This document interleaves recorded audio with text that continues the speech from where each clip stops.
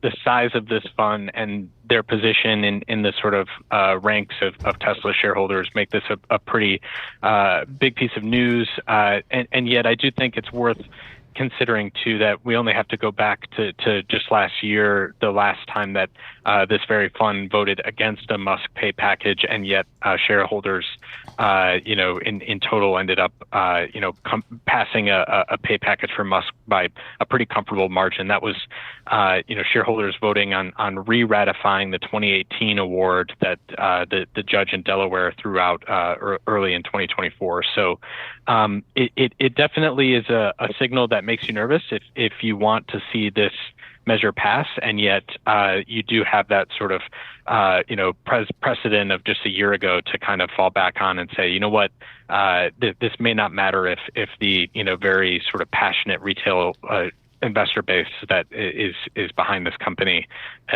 feels as the way about Musk that they have for a very long time.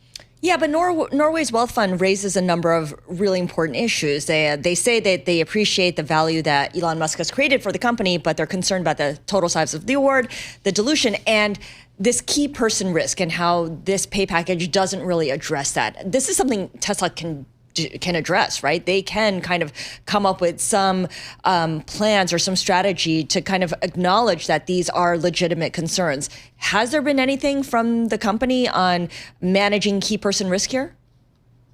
Yeah, it's interesting. I think maybe there's sort of an opportunity actually to present the extent to which this board has been thinking about candidates to replace Musk.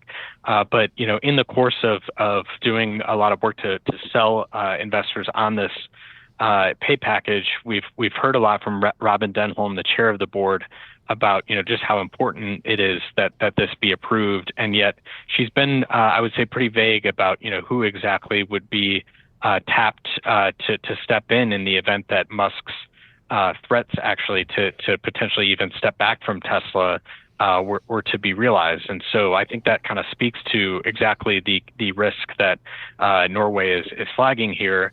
And I think it's something that's come up for years, where anytime there's been somebody who's looked like a sort of clear number two to Musk, that person tends not to last very long. Yeah, I mean, in order to make the case that he deserves this major pay package over this long term, that kind of takes away from the idea that they should also be planning for a succession. It's a quandary, right, Paul? Yeah, there's no company I've ever come across that has more key man risk than this company with Elon. Hey, Craig, so the vote's on Thursday. What are the tea leaves saying at this point? It's really hard to say, and that was one of the interesting things when I mentioned we've spoke with Robin Denholm, the chair of the board, last week. I think even the board was pretty, Robin was pretty candid about just how little they know up until the sort of very end. I think they do point to, I mentioned that retail shareholder base. It's something like 30% of investors and of shareholders in this company are retail.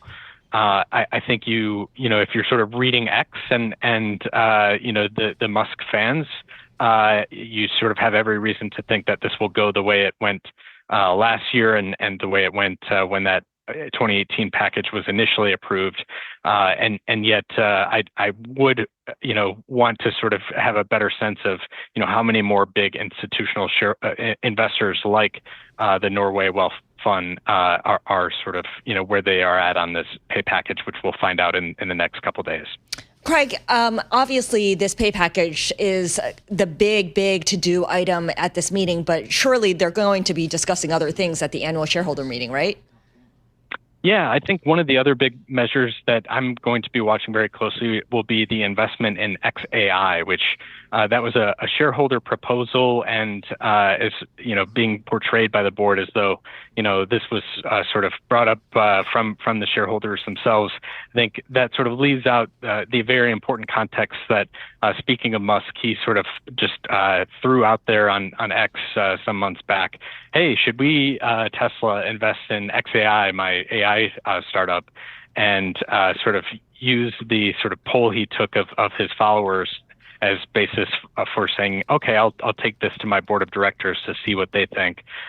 So, that I think raises all sorts of questions because of just the sheer amount of money that's being spent on all things AI. And, XAI in particular seems to be going through cash at a pretty, extreme rate. And so, on one hand, is there potential there in that the valuation of XAI seems to keep going up in these private fundraising rounds that Musk is doing? Sure, but it does seem like it's not without risk.